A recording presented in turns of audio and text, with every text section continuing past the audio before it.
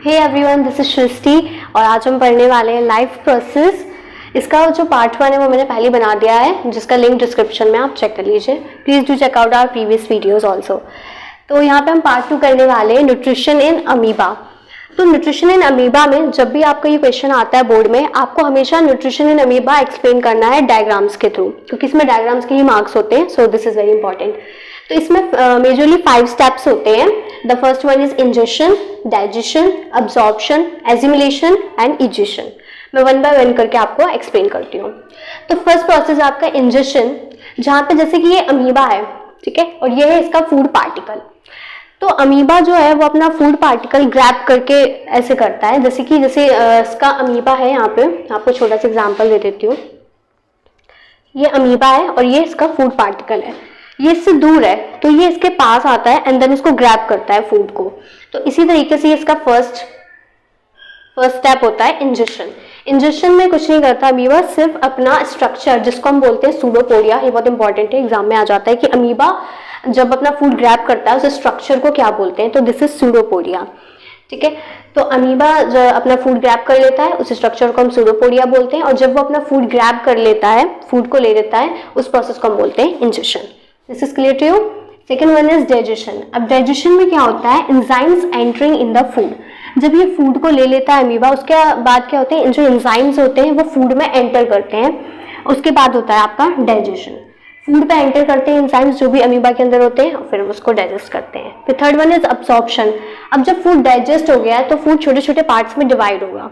अब छोटे छोटे पार्ट्स में डिवाइड होके फूड अपने जो भी नीडी सेल्स होंगे जिनको जरूरत होगी फूड पार्टिकल्स या फिर उस पर्टिकुलर न्यूट्रिशन की, उसको ये अब्सॉर्ब करेंगे। तो अब्जॉर्प्शन में फूड डिफ्यूजेस आउट, फूड जो छोटे छोटे पार्ट्स में डिवाइड हो जाता है, फिर वो अपने पूरे अमीबा में फैल जाता है, ठीक है। Fourth one is assimilation. अभी जस्ट हमने पढ़ा कि अब्जॉर्प्शन में फूड डिफ्यूजेस आउट होता है और सारे मतलब अपने सेल्स के थ्रू पहुंचता है अपनी पूरी बॉडी में। उसके बाद क्या होता है, अब जैसे हम खाना खाते हैं तो हमें ग्रोइंग होती है, हमारी हाइट बढ़ती है, हमारी हेल्थ अच्छी होती है। तो वैसे अमीबा में भी होता है, जब अब्जॉर्प्शन हो जाता है फूड अमीबा में पूरे अच्छे से पहुंच जाता है, उसके बाद एसिमिलेशन होता है। एसिमिलेशन में अमीबा जो होता है वो ग्रो होता है। जैसे कि पहले छोटा अमीबा होगा तो वो थोड़ा सा उसका जो साइज है वो इससे इंक्रीज हो जाता है, इस तरीके से होता है।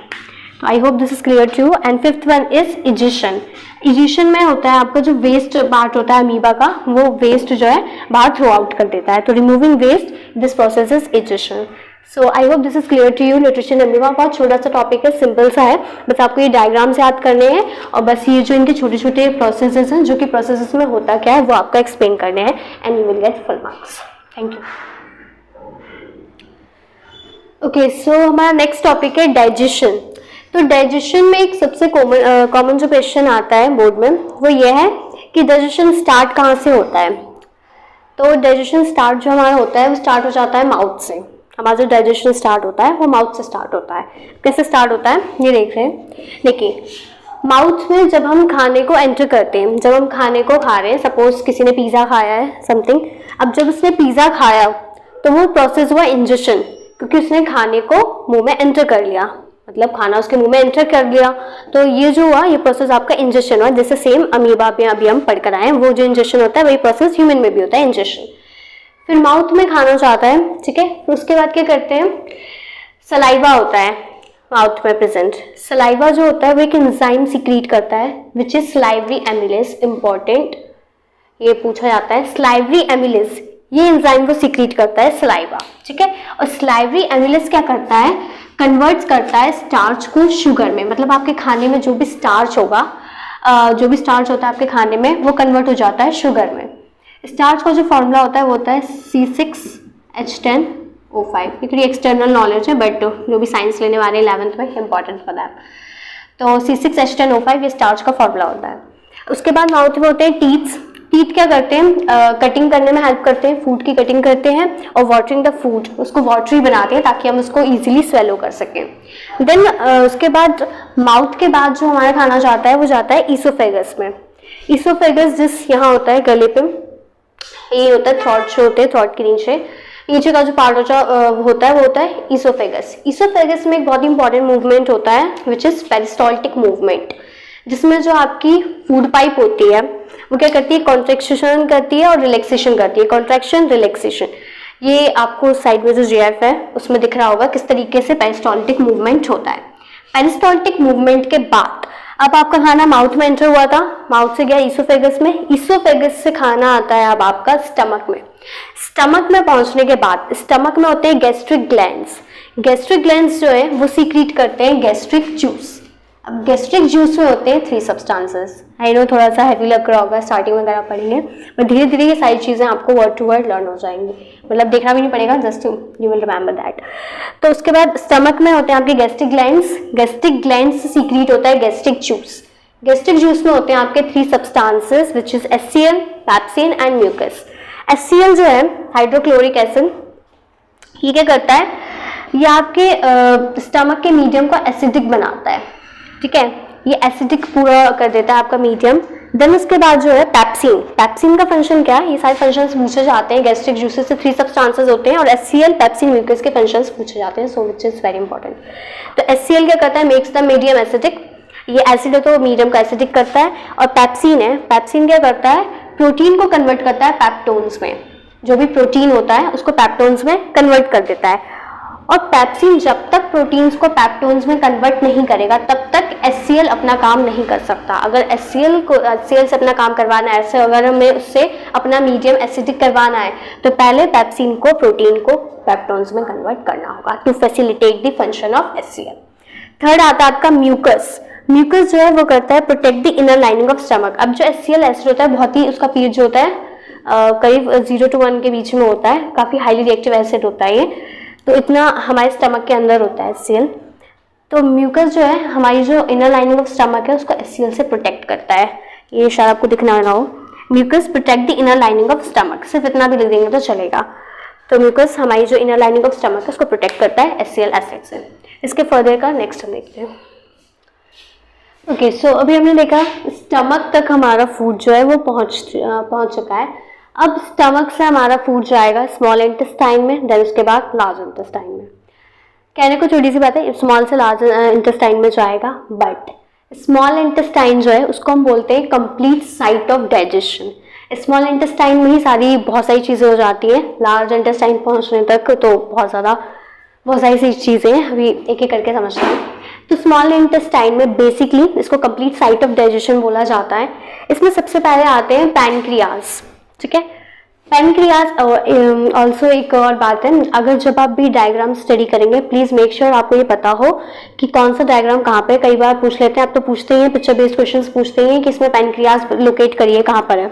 तो मेक श्योर कि आप डायग्राम्स अच्छे से लर्न करके जाएं। उसको बनाना ना बनाना उसके लिए तो काफ़ी ज़्यादा ईजी ट्रिक्स आप देख सकते हैं, उनके डायग्राम्स ये नेम्स लोकेट करना आना चाहिए, ठीक है।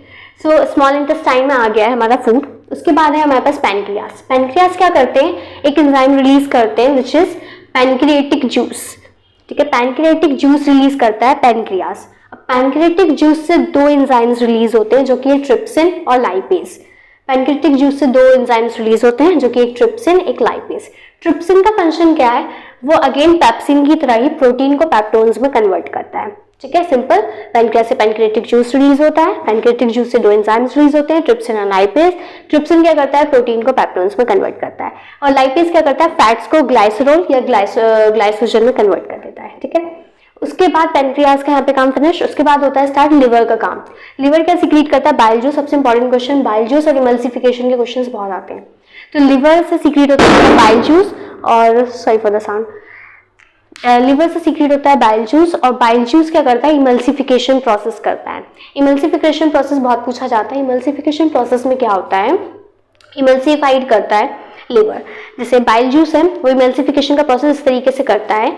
बाइल जूस क्या करता है, आपके जो लार्ज फूड ग्लोब्यूल्स होते हैं, मतलब फूड के जो बड़े बड़े पार्टिकल्स होते हैं उनको छोटे पार्टिकल्स में कन्वर्ट कर देता है।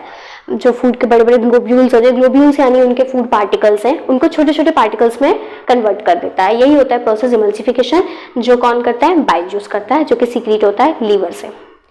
कौन से ऑर्गन से कौन सा एंजाइम्स रिलीज होता है, ये भी बहुत इंपॉर्टेंट है, आपको बताना चाहिए। उसके बाद आते हैं फंक्शंस विलाई का। विलाई जो होते हैं फिंगर लाइक प्रोजेक्शंस होते हैं।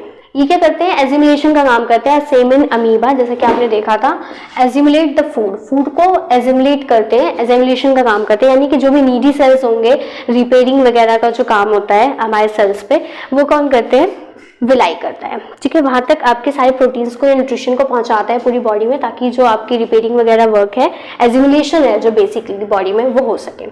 नेक्स्ट आता है आपका लार्ज इंटेस्टाइन। लार्ज इंटेस्टाइन में कुछ भी नहीं है, यहाँ पे क्या होता है, एक एक्सेस अमाउंट ऑफ वाटर, जो भी आपका वेस्ट आ रहा है, क्योंकि सारी चीज़ें तो ऑब्जॉर्व होती जा रही है बॉडी में एजिमुलेशन के थ्रू, अब जो भी वेस्ट आ रहा है उसमें से एक excess amount of water absorb कर लेता है लार्ज इंटेस्टाइन, और जो वेस्ट है वो एनस के थ्रू रिमूव हो जाता है। बस इतना सही है। अब नेक्स्ट चलते हैं टॉपिक के नाउ। सो अब हमारा डाइजेशन जो है वो खत्म हो चुका है, अब हम पढ़ने वाले हैं ट्रांसपोर्टेशन। एक्चुअली पहले रेस्पिरेशन है, बट हम ट्रांसपोर्टेशन से स्टार्ट करें as it is easy than respiration.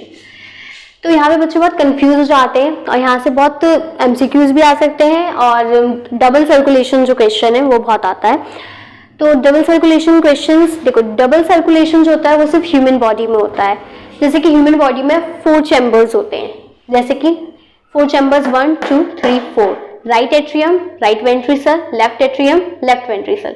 अगर आप हार्ट का डायग्राम बनाते हैं और फिर ये चीज़ एक्सप्लेन करते हैं, उसमें आपको कन्फ्यूजन हो सकती है, तो मैं कहूँगी अगर आपको डायग्रामिक रिप्रेजेंटेशन करना है, वैसे तो करना ही होता है डबल सर्कुलेशन वाले क्वेश्चन में, तो आप इस तरीके से डायग्राम बना लीजिए, बिल्कुल भी मार्क्स नहीं कटेंगे। मैंने खुद अपने एग्जाम्स में बनाए हुए हैं एंड आई गॉट मार्क्स, मतलब एटलीस्ट मेरे को तो बहुत अच्छे मार्क्स मिले हैं। सो आप ये ट्राई कर सकते हैं, क्योंकि मैंने खुद मार्क्स मतलब स्कोर किए हैं सारे आंसर्स लिख कर, सो आई एम दैट कॉन्फिडेंट।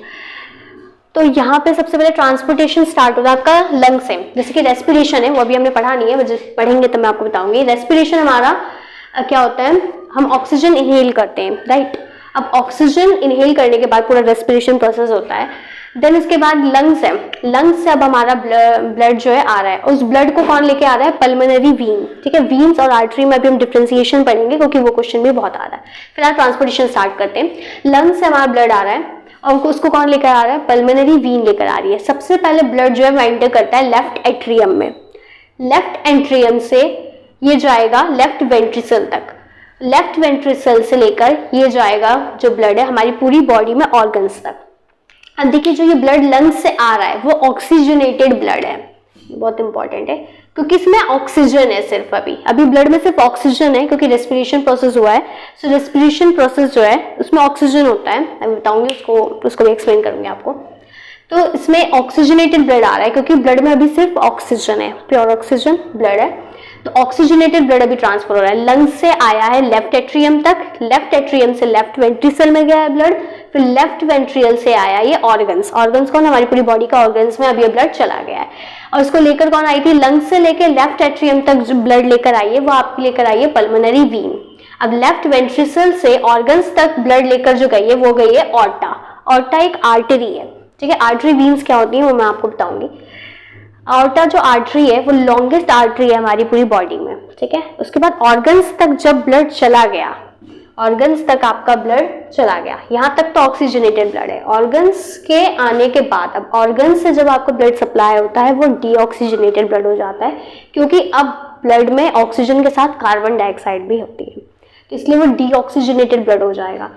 अब यहाँ पे जो ये ब्लड है ये जा रहा है आपका डायरेक्ट राइट एट्रियम में, राइट एट्रियम से ये जाएगा राइट वेंट्रिकल में। अब देखिए ऑर्गन से जो ब्लड जा रहा है राइट एट्रियम तक, उसको कौन लेके जा रहा है, वीना कावा वीन।